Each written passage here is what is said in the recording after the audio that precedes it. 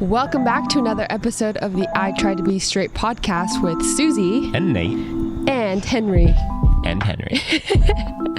How are you, Nate? I'm good. Yay. I actually had a little question for you. Yeah. Who is your favorite gay artist? Oh my gosh, that's like, I need a noodle on it. Okay, just like one of your favorites. Okay, like one don't of my pick favorite. maybe like, or even two. I really like, I'm trying to think. I'm really enjoying Billie Eilish's music right now. Yeah. She's just very creative, very intentional with her lyrics. I don't know, she's just a great artist all around. No, Yeah. she's very interesting. A lot of really good lyrics and really different sounds. And like kind of was straight at the start of her musical journey, or straight, and then like kind of came out in her music, which is really fun. I don't know, like that. yeah. I like her. She's cool. Yeah. What about you? So I'm probably my like all time is going to be Sufjan Stevens because, well, obviously Call Me By Your Name, but he was the original gay Christian. He was writing stuff that was like very poetic, but kind of gay, but he didn't actually ever officially come out until recently.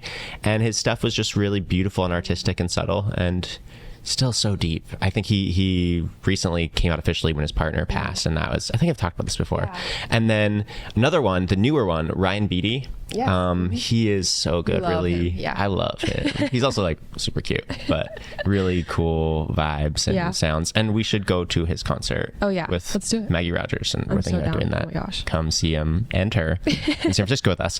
But I wanted to get to our guest. We are really excited to have a guest that I've met in person.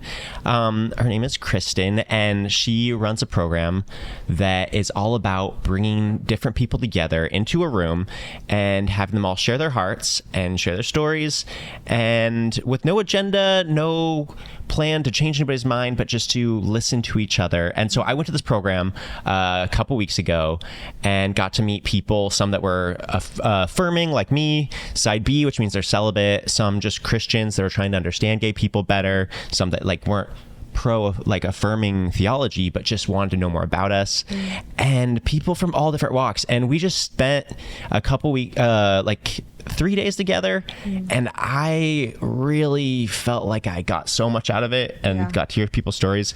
So Kristen runs this program, and she spends all her time doing this, and it's a beautiful, beautiful program that she does. And I wanted to have her on the podcast to talk about what she does. So Kristen, welcome to the podcast. Hi. Hello.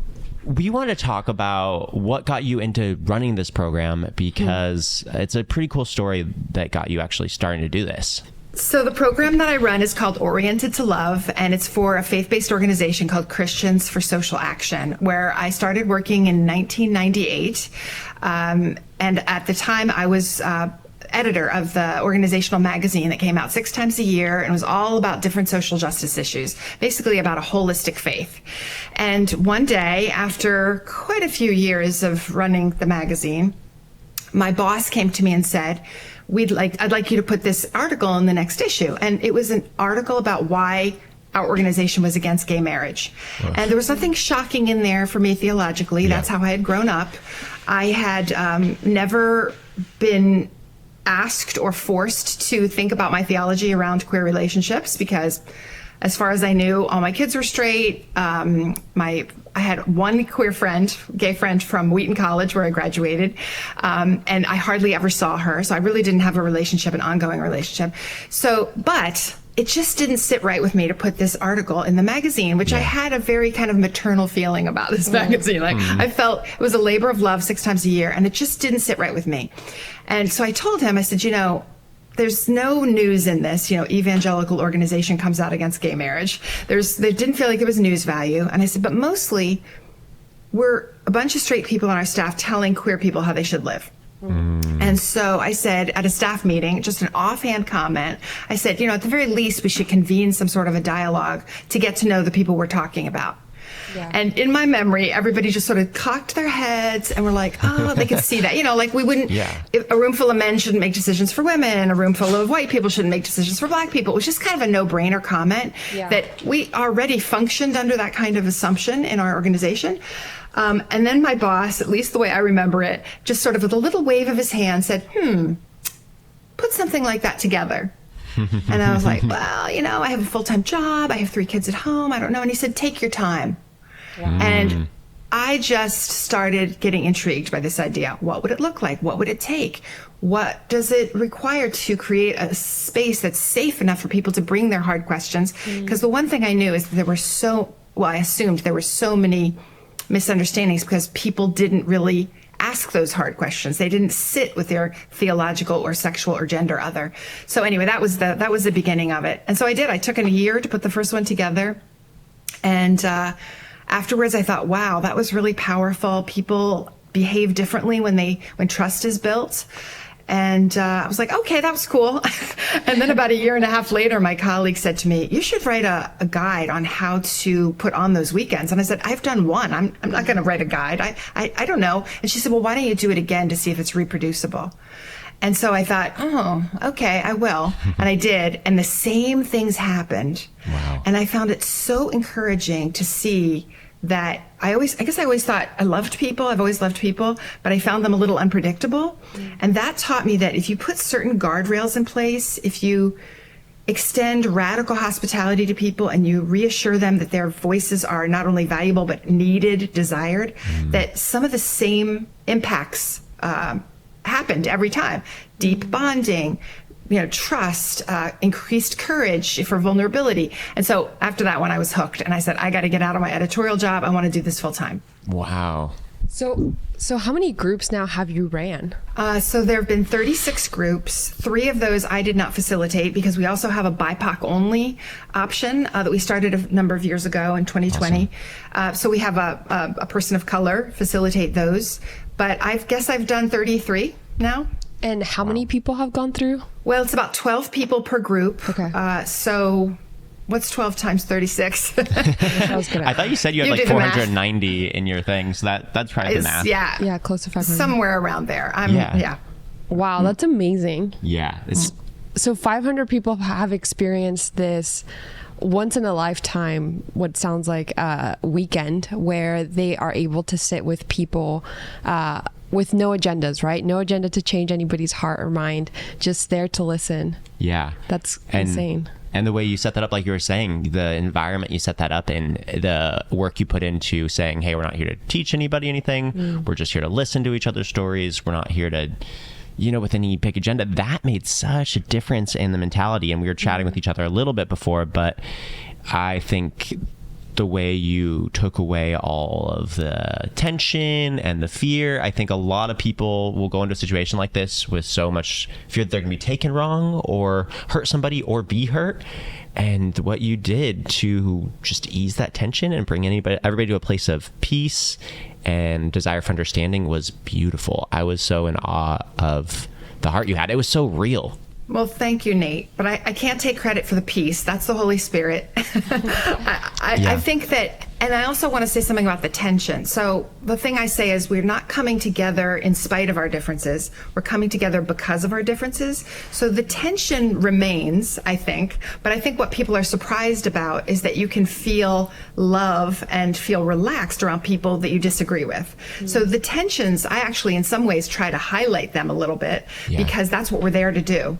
But I think people are a little thrown off. Wait, why do I feel so relaxed? Why do I feel so much love for this person if we disagree so deeply? And that is, if I have any agenda, that is the agenda, to show people that we can just exhale about some of these topics. We can connect. We can listen to each other. And you know what it is, Nate? It's intimacy. We're building intimacy. And that is something we all crave, even if we don't know that we crave it. Yeah. Okay, so I have a question because I imagine myself putting I don't know, I'm like thinking about a queer person being like, oh, I'm going to get myself around a group of people who disagree with me. And maybe they don't have to think very far. It's their house, like it's their family. So what kind of person wants to do something like this other than Nate, who likes to talk a lot? That's a great question, Susie. Yeah, why? Why would someone walk towards a weekend of discomfort, right? Because until you get there, you really think it's going to be mostly discomfort. Once people get there, they realize, wait, these are beautiful people, and the bonding starts pretty right off the bat. But I'll tell you, it's a very special, self-selecting group of people, I have to say. I mean, I don't get hundreds of applications for every dialogue. In fact, I get almost just maybe a few more than I need, and sometimes a few less than I need, and then I have to start finding other people. So it hasn't been a program that's been easy to scale up because it is demanding. So the kind of people I would say that are attracted to this are courageous, are people who have been wounded but still have hope that there's a connection. Parents, so on the straight cis side, a lot of parents of queer kids of all ages who want to seek understanding, and maybe it's very hard to have those conversations directly with their queer kids. Pastors who are in the thick of it and say, you know, I don't know what I think, or I feel like I should think this, but I haven't been released to think that, or but still care very deeply about the people in their pews, the queer folks, and the people who have queer folks in their family who love them, and so they want to do well. And then on the queer side, really, I mean, the queer folks take the biggest risk, don't they, Nate? I mean, you're there, and it's the conversation is about your lives, about your faith, about your bodies in the world. And so I do try to make that clear that we acknowledge that that's the case. So I think the queer folks are a lot of people who just need some resolution. Maybe that's not the right word, but who need to see there's another way. So many of you have been really hurt by your families and by the church, and yet you still believe that it's possible to be part of a body that doesn't wound each other. And so, you know, hats off to the queer folks, because we can't do it without you. And you're the rock stars. Well, I don't mind being called a rock star, gonna be honest. Yes, no, that's true. I will say, I feel like I've given myself exposure therapy, because I have been quite exposing on here. On the internet, I've exposed myself a lot because of the stuff I'm doing. This is just getting into a bad joke now. But what I will say is I haven't felt as safe exposing myself as I did there. So I really appreciate that. Like I genuinely was like, oh, I'm talking to, because there are some Christians that don't believe that, you know, we should be affirming, but really interested in my story. And I think that was really healing, because I think for me, hearing that there are Christians that disagree, but also really care to listen and are really feeling empathy for it. Because a lot of the stuff we hear on the internet is really aggressive Christians that are really angry and really trying to defend themselves and get digging into the political weeds. But this was interacting with Christians that really are torn up about the fact that this is really hard for us, and are torn up about the fact that they don't really have a perfect answer for what we should do. And they extended empathy and caring, and like they're really gave me some more courage to keep talking about this, and remember that, you know, just the Christians we see on the internet that are really mad, that are really angry, don't speak for the whole Christian community. Even if you don't agree with me, there are some really beautiful people that are doing their best to listen. And I think that's one of the biggest takeaways I had, was just remembering that there are those people. That's great. And there are people who want to be like that, but just don't know how. And I think that the dialogue experience for them is that. And, you know, it's funny. I know lots of side B cis-het folks, so conservative theologically, who you really wouldn't know that they hold that theology because of their posture towards the queer community. And that is, I think that's more important, you know, that changing our posture towards each other. It's how we treat each other. It's not what we're preaching at each other, which is never a measure of love, honestly, in my opinion. But yeah. How do you facilitate a group with so many different opinions and stories and beliefs? Because even with the queer people coming in, some of them might hold side B positions, side A positions. I'm not sure if you have X and Y positions in those groups, but how do you facilitate the conflict, maybe, and the tension and the disagreements? I think the main key is just asking people to speak from their hearts, from their own stories, as opposed from their heads. And then when people forget and they start doing that, or like I posit this belief, and then sort of turning around and say, okay, we heard you say that this is your belief. Tell us a story that embodies that belief. Like I just remember one time years ago, a straight pastor saying, well, I believe God can heal you. And, you know, I just said, well, that's a belief. You've just put it out there. Now, tell us a story about how you've experienced healing, instead of just putting that onto other people. Wow. And that's what we do. If we root our if we show how our theology is lived out in our lives, you can't really disagree with that. You can just say, oh, that's your story. And you can have respect and hopefully greater understanding for how that person came to their conclusion. It's just a different thing. It's not a debate. It's a sharing of heart, not head. Could you share with us a story where somebody brought a belief that was so strong that it kind of shaped your own maybe perspectives? Or maybe a story that was so strong that maybe shaped your own perspective. Maybe that's a better question. Like my own theology around sexuality, or I'm actually not sure what my perspective is. In some ways, I have a friend, actually one of our POC facilitators, who calls himself theologically non-binary, which I love and I appreciate. But there are many people would say that I'm not theologically non-binary. But what I mean by that is, if I were to say I believe this or that, then to me that says I think I know what God thinks. And I actually don't know what God thinks, but I am pretty sure I know that God loves queer people with all of God's heart, you know? And that's what I focus on. So for example, if there's a traditionally convicted queer person, like there was at your dialogue, Nate, and there is in every group we do, I just want to lean in and say, what is God saying to you? What is God calling to you? And if that's to celibacy or platonic partnership or intentional community or singleness, whatever it is, how can I support you in that? Because that's what you sense God calling you to. And then if there's somebody else who's trying to discern if they're going to marry their same-sex partner, then I say, how can I support you in that? How can I, what is God calling you to?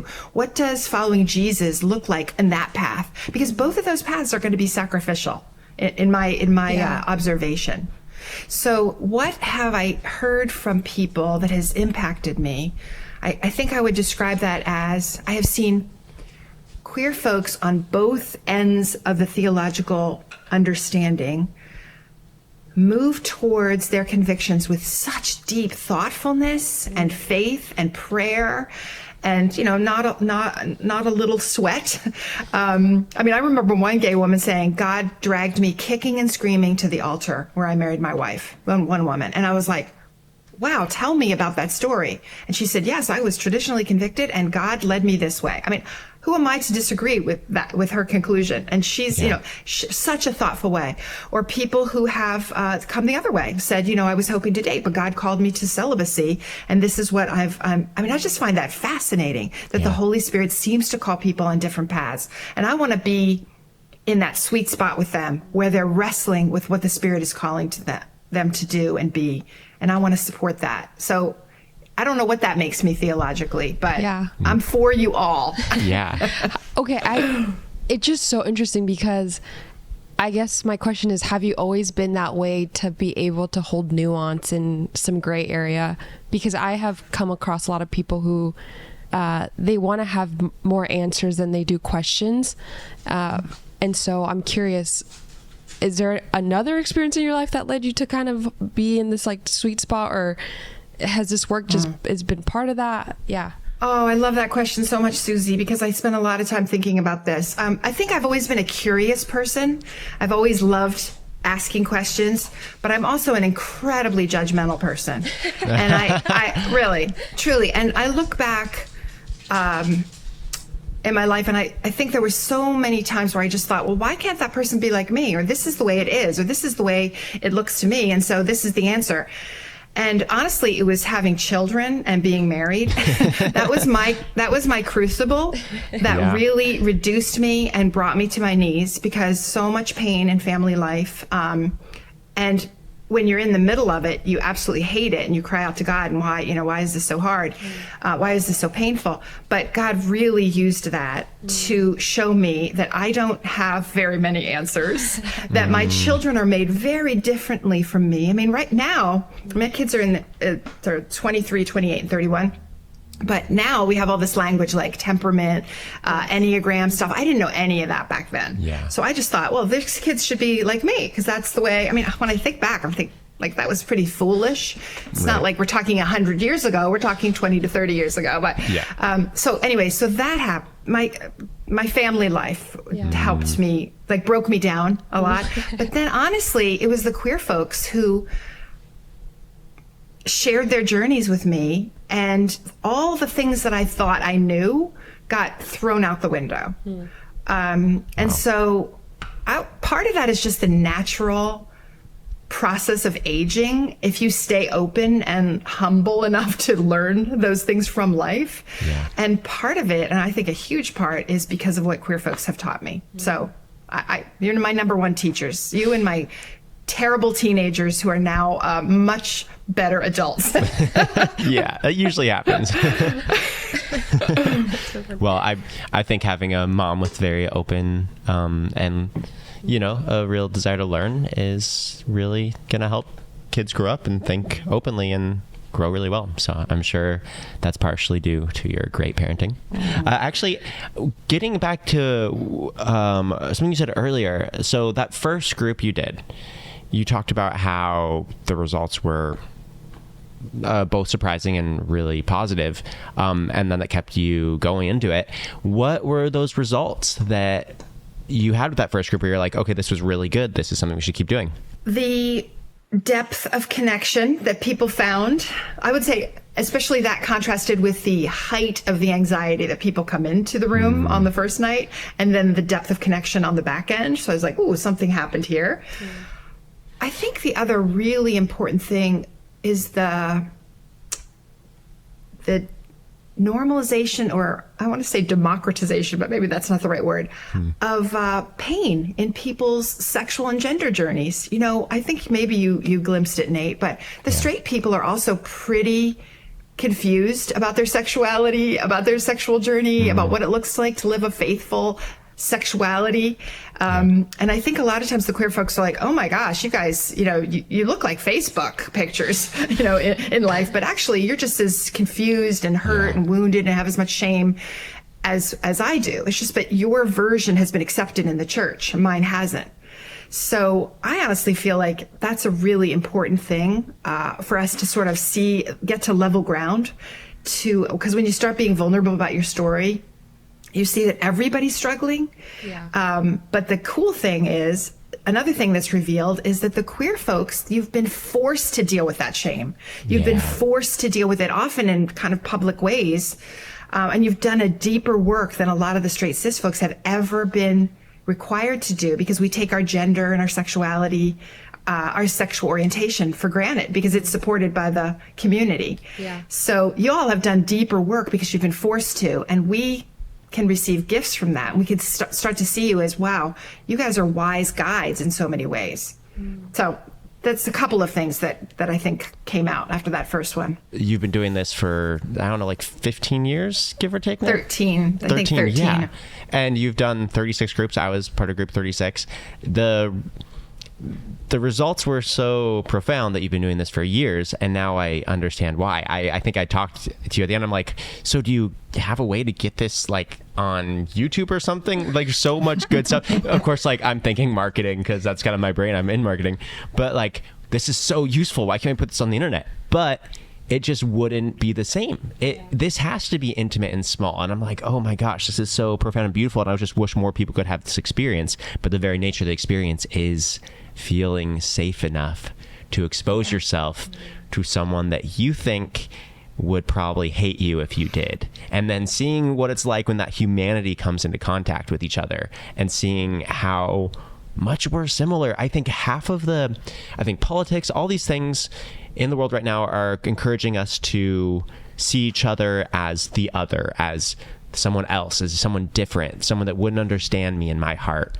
And your organization is bringing about the exact opposite, where I'm in the room with somebody that the funny thing is, you pick someone, you asked us to pray for someone that we felt like we might not agree with fully when we're in the group, and two people told me that I was their person. There may be more. I don't know why I triggered people for some reason. They didn't even know I was on a podcast, and they're triggered by me. So I'm like, oh shoot, it's a good thing you haven't seen the pod. But then I had a person too, and I ended up having such profound moments with these people.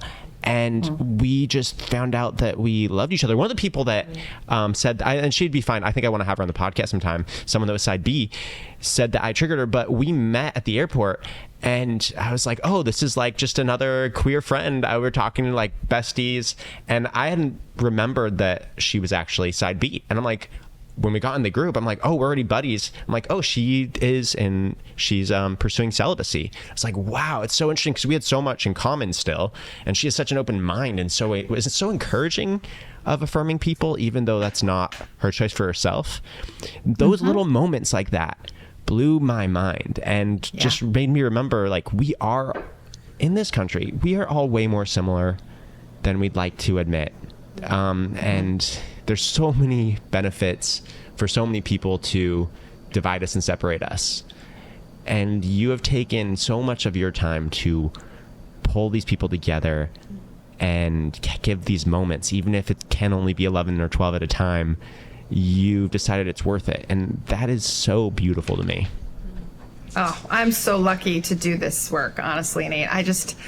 I'm hooked because every time a dialogue starts, I have this sensation that I'm jumping off a cliff. Like, oh wow, why do these people trust me? And every time the Holy Spirit shows up in such beautiful ways that you can't choreograph that. Yeah. So the way I've come to describe it is that I send out the invitations and help set the table. You all show up with your full selves, and then the Holy Spirit serves the meal, because that is what happens. That's and you just can't. You can't make that happen. Yeah. You asked for some stories, so I do. There's one story I want to tell you that for me. I would love to hear some stories. And this is between two, and I have permission to share this from them. Two Asian American women, both traditionally convicted, so side B, one's straight and one's gay. And for me, this epitomizes what can happen in a dialogue because of all the preparation, because of all the trust that's shared. So the gay woman was saying, I think the question she chose to respond to was something like, what would you give up if you became affirming? And she said, she talked about her family, growing up in an Asian American family, immigrant family. She talked about her church. She talked about the ministry that she was in. Basically, she was saying how much she would lose.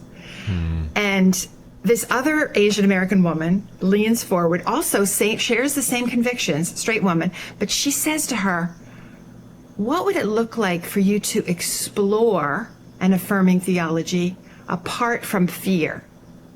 Like, what would it look like for you to come to your side B conviction apart from fear? And I just thought, what depth of generosity just opened up in front of us, that this woman, who obviously, I think she wants, when you believe something's right, you kind of want other people to share it, right? Yeah. But she was saying, what's bigger to me, what's more important to me than my own theology and my desire for you to share it is for you to come to these conclusions, not based on fear of loss, not based on grief. And it was just a question but there was a moment in that room, honestly, I just thought, something really holy just happened. Wow.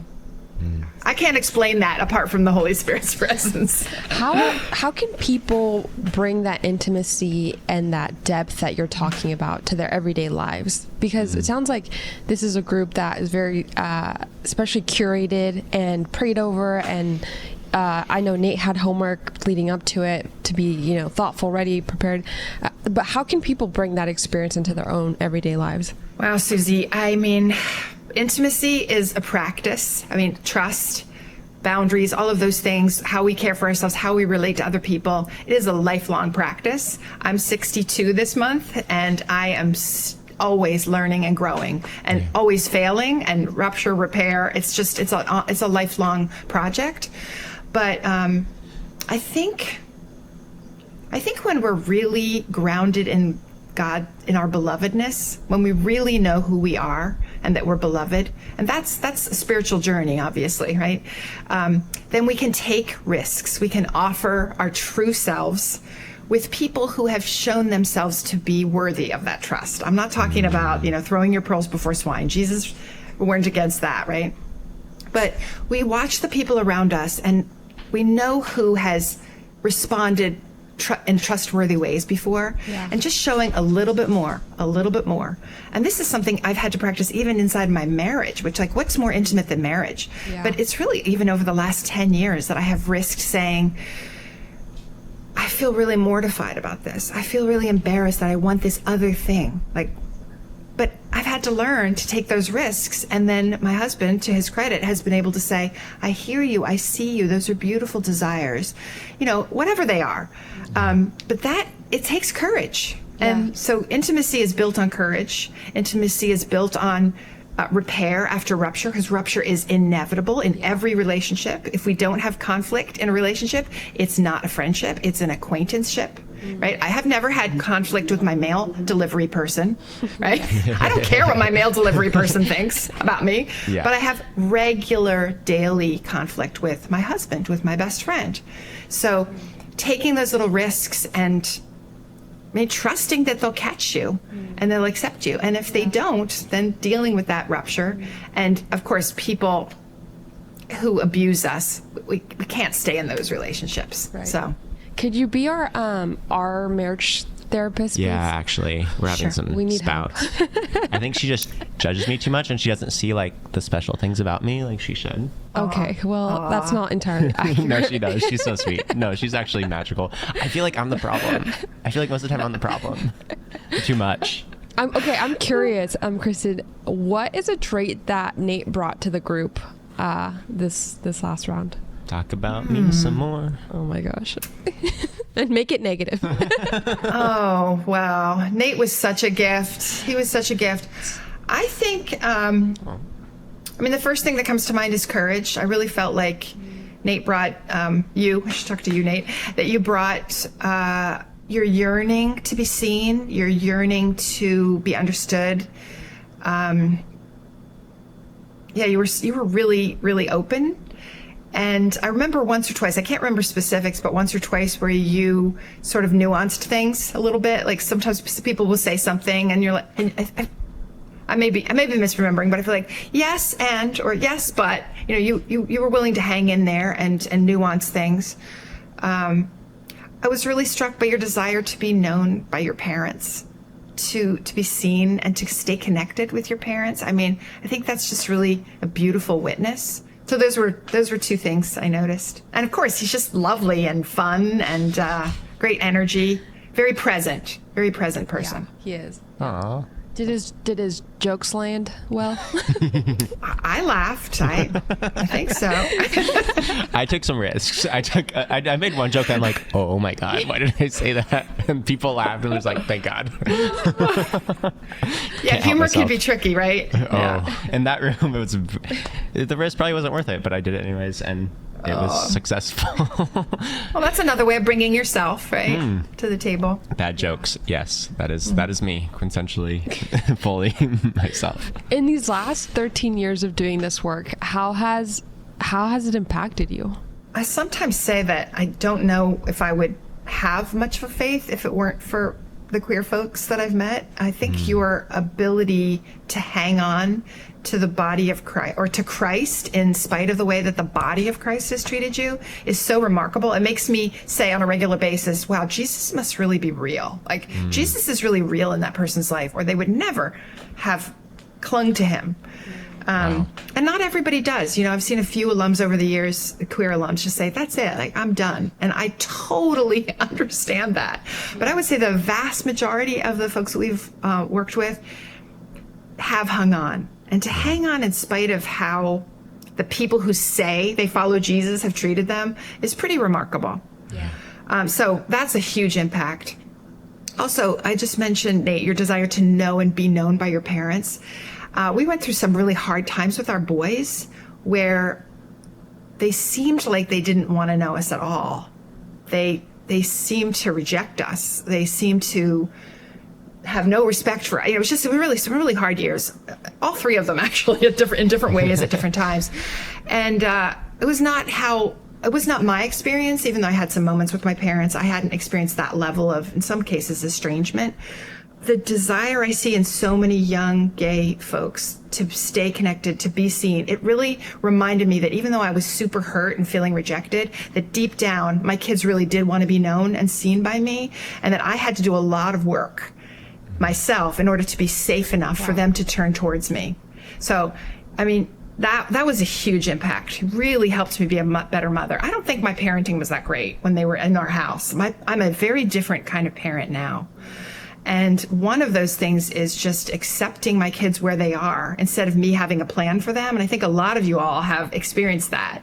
Your life does not jive with your parents' plan or dreams, legitimate dreams for you. Yeah. And so this is not an equation. My one son is an alcoholic, and I'm not equating alcoholism with being gay at all. But working with queer folks really helped me stop approaching my one son who struggles with addiction. I used to always say, so what are you doing? Like, how are you working recovery? Every time I saw him. And he would say, Mom, I'm not working recovery. It was like I couldn't hear him. Yeah. And it was really, there was a moment, I can't remember the exact moment, where I just realized that, oh my gosh, Kristen, your job is to beam delight at your son. Wow. That is your job. Your job, you're not in charge of his recovery. You're not in charge of his journey. Your job is to love him unconditionally. Yeah. And so I just started very intentionally. Every time I saw him, I never said anything about recovery. I just looked into his eyes. I held his face and I said, so good to see you. So good to be with you. And that has changed everything. And so I really credit that lesson from you all, because I saw what you needed from your parents. Going off of that, I know you deal with a lot of people that are coming off some really bad experiences with their families or their churches. If there's one thing that you could say we could do less of in the church as we're resolving this, what would you say that to help with queer people? How would we handle these situations better? I guess I would like the church to think of some of these things as, I don't know, I'm not a Bible scholar, but I know that in Romans 14 and 15, Paul talks about some things being disputable matters. And I think that good people of good conscience on both sides come to different conclusions. So if we could treat gay marriage, for example, as a disputable matter, it would help us exhale. But when we treat it as a salvation matter or a deal-breaking matter, then of course everything blows up because people feel unsafe to be themselves. They feel unsafe to even have these conversations. So if we could all just exhale and say, this is not a core issue. Following Jesus, loving Jesus. There's no verse in the Bible that says, if you don't agree on this issue, then you are, cast out. It's, do you love my son? Do you do the will of the Father? I mean, people can translate what doing the will of the Father means, but so I guess that's a probably too long answer.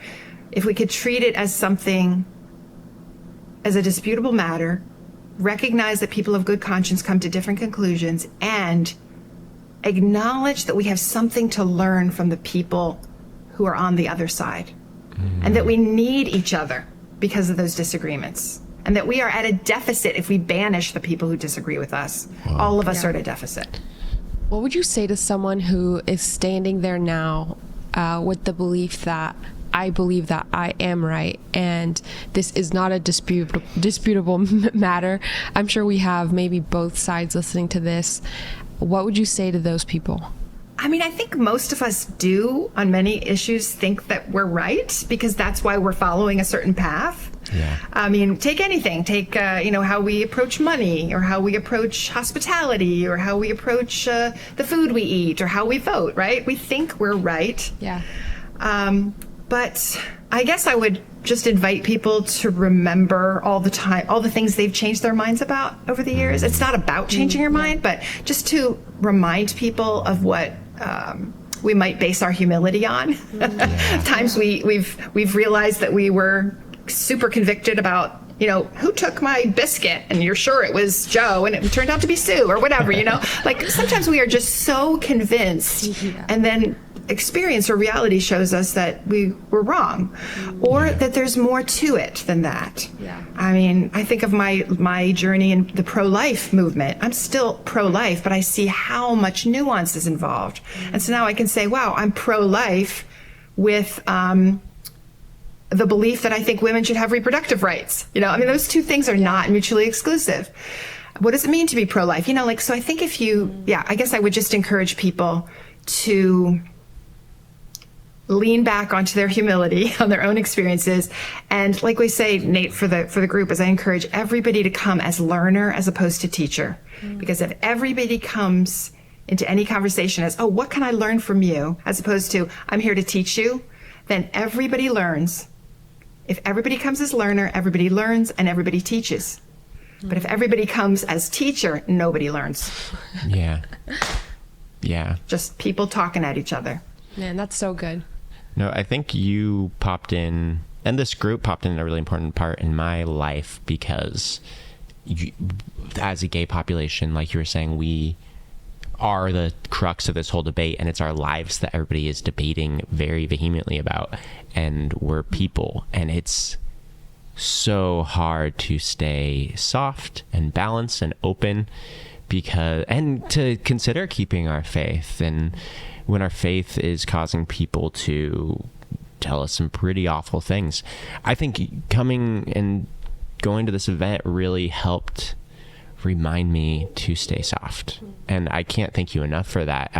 That's why I wish more people were in these groups and experiencing this, because this is it. This is the thing that changes people. It's getting to know us, not from afar, but up close. Like, what does my life look like? Why am I the way I am? Why do I go through all this and still, A, want to be a Christian, and B, like, why am I a Christian and still think that this is a core part of my identity? Like, gosh, if people could just have these moments of vulnerability and openness with their loved ones, with their friends that are gay, and it would change so much. And I really want to thank you for creating that moment for me, because it's been an intense year, and this little bit of softness and peace really was a huge reminder for me. Oh, I'm so glad. Thank you for showing up, for having the courage to walk towards this, for trusting the process. And beautiful things happen when we trust the process and what God wants to do in our lives. If people want to find you, find the work that you're doing, maybe sign up for a group, where can they find all those things? Yeah. Well, if you Google Oriented to Love, amazingly, it's the first thing that pops up, which is really cool. Good job. ChristiansForSocialAction.org, all spelled out in words, ChristianForSocialAction.org, will get you to our organizational page. And then I'm one of the programs. We have a Racial Justice Institute, we have a Civic Discipleship program, and we have this dialogue program. And if you click on that, Oriented to Love, it'll show you all the dialogues that are upcoming. The next one's in Malibu, and then after that we're in Philadelphia. There's also a BIPOC only one in SoCal around the same time, and we're in San Francisco. So yeah, we're back and forth on the coasts, and we try to do one in the middle, but So that's how they can do it. And it is an application process, but it's not a pass-fail thing. It's more a way of practicing some of the vulnerability that you'll need in a dialogue, and to help me get the kind of information to curate a group for maximum diversity. So definitely check it out. I would highly recommend checking out one of those groups. It was really beautiful for me. Whatever side you're on, it'll help you dig into this in a safe space. Is there anything you'd want to say to, because I told you what the normal group of people that are listening to this group are. Is there anything you'd want to say to people that are in this process of questioning and dealing with all this? Oh, just that you are so loved and you are so needed in these conversations, and that you don't have to be sure of anything. Questions are a gift. And the only thing you need to bring is your full self. And the church needs you, desperately needs you. Can I ask you, Nate, a quick question? Yeah. Because I'm curious, thinking about the maybe traditionally Christian folks coming into this group, leaving with changed hearts about queer people. I'm curious to know, for you as one of the queer members, I remember we had a conversation a few weeks ago when you were like, I'm just so annoyed at Christians. I'm like curious, what has changed in your heart because of that group and those people that you experience there? Yeah, like I was saying, I think you just see the loudest Christians on the internet. Yeah. You know, and even in my life, it's just been hard. It's been hard. I think people have, even before going online, people have felt really comfortable coming really deep into my space and telling me how to be and live and think without being in my body and my brain.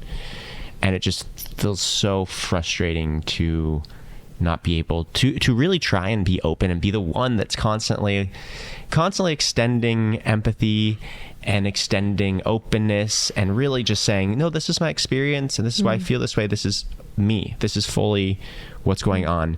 And then just be met with, well, you're wrong and you're misguided and those thoughts are demonic. Like who I am, what I'm thinking is demonic. And it just feels like you're not being listened to. It's so enraging to have your heart poured out and then someone just take it and be like, no, you're wrong. And not even think about those moments for a second. So that's been my experience the last couple of years. It's been really hard, just to be honest. And I try to be strong because I do know what's at stake here. I think I can understand the why people are doing this and understand the why it hurts so much when they do, and should be able to just think it away and be unaffected by all this judgment. But when people judge you and reject you, you can't not feel it.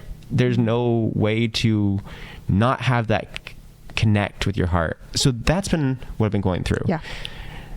I think getting into this group and talking to some Christians that really empathized and were acknowledging the struggle was a great reminder that there are people that are doing that the whole Christian world isn't just saying, well, gay people can just suck it up and deal. That they're like, yeah, this is hard and we care. Just remembering that, seeing it, feeling it from a real person.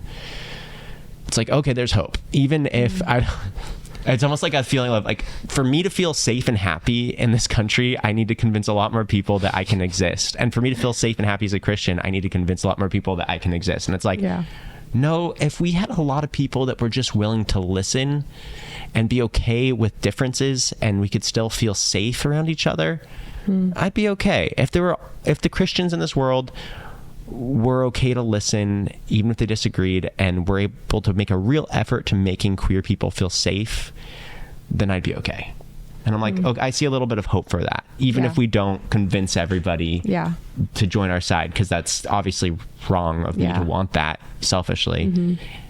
I think we can still find peace. And so this is a real representation of what it could look like to have understanding in the midst of differences. So I think that's the biggest thing this group brought to me. That's awesome. Man, that's cool. Yeah. I always struggle with like the sides conversation because I think it's so binary. It's like just the same side of the different side of the same coin.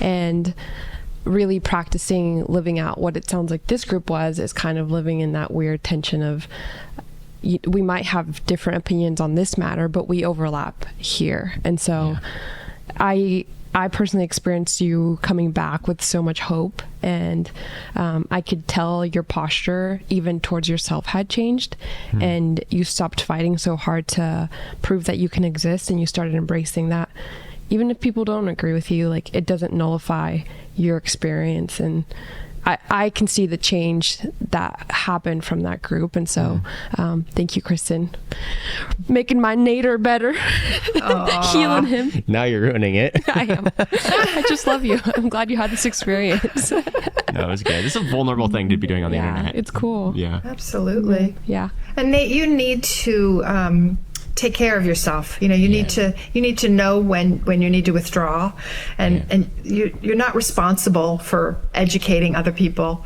It's great when you have the courage and you're feeling strong enough to do that. But even totally apart from the sexuality conversation, you can love the people around you well by saying, oh, I'm not willing to talk to you about that right now. You can sideline that. It's your prerogative. But also just practicing curiosity, showing them curiosity, asking them how they came to believe something, asking them what the impact of their belief is on their lives. Because people who are really angry and really judgmental, speaking as a judgmental person myself, there's something underneath that. There's fear underneath that. Or there's hurt underneath that. Under all of our unhelpful behaviors, our unmet needs. And so we can lean towards each other and just try to see what's underneath that, without playing therapist, just like, wow, it sounds like you're really hurt, or it sounds like that's really hard for you. And you can show empathy on things not related to their bad attitude about your choices or your sexuality, right? It doesn't always have to be about that for us to relate to people, unless they're making it that way. And then, of course, need to draw those boundaries, because you're not obligated to go there with them. Yeah, it's the crazy thing about this journey is that it takes vulnerability to make change, but it takes a lot of wisdom to navigate vulnerability and safety and in a space where it's hard. I've chosen this path and I have no regrets, but I'd be lying if I said it didn't come without some rough times. But of course, there's been good people in my life that like you have been pulling me out of those like bitterness caves, so that are really easy to stumble into. It'd be easier, but I know that the best path for my life isn't bitterness, and I know that I want to be on this journey, so I'm gonna have to navigate all of these things of people coming at me and not getting bitter, and I think I can do it. So thank you. I think you can too. And I think you have some new relationships from your group where if you're struggling with something, you can call those people who might share the same theological bearing as somebody you're struggling with. Yeah. And you can ask them for prayer. You can say, how do you think I should handle this? What kind of language do you think would reach this person? Because they might have some insights. And that's another goal of OTL, Oriented to Love, is to help create some of these ongoing relationships that people have resources that they can, we have this alum community, which is beautiful. They're always giving back and they're always helping each other out. And so that helps us sustain that growth and that hope. Man. So cool. What you're doing is so special. It really is. Thank you. Thank you for the time you're putting in for our community. Even though, you aren't one of us, you still... love us. You've done so much. Yeah. I'm honorary. You're an honorary one of us. Honorary member. I love it. Thank you. Well, I think we about wrapped it up. That was awesome. Yeah. Thank you so much for being here. And please check out our website. And if you're interested in one of our groups, I would highly encourage it. Yeah. So. And I'll see you in Malibu, hopefully. I hope so, yeah. If I pass the process. The Malibu signups are going way up now. It's like if you send me an application, that's the first thing. She was overwhelmed. There was too many words. That's why I made the first one. She didn't. I understand. She's very busy, but she's gonna make Malibu. Yeah. Well, I guess that's the end of this episode. Yeah. Thanks so much for being here, Kristen. And if you enjoyed this, like it, share it. We have a Discord if you want to talk to other people like us. We have a Patreon if you want to support us. And we're doing Zoom meetings on there monthly. And I guess that's it for this episode. Yeah. We'll see you guys next week on the I Try to Be Straight podcast. With me and Susie. And maybe Henry. And maybe Henry the dog decides to come appear. and sit with me. We don't know where he is. He was here. He's gone. Okay. Bye.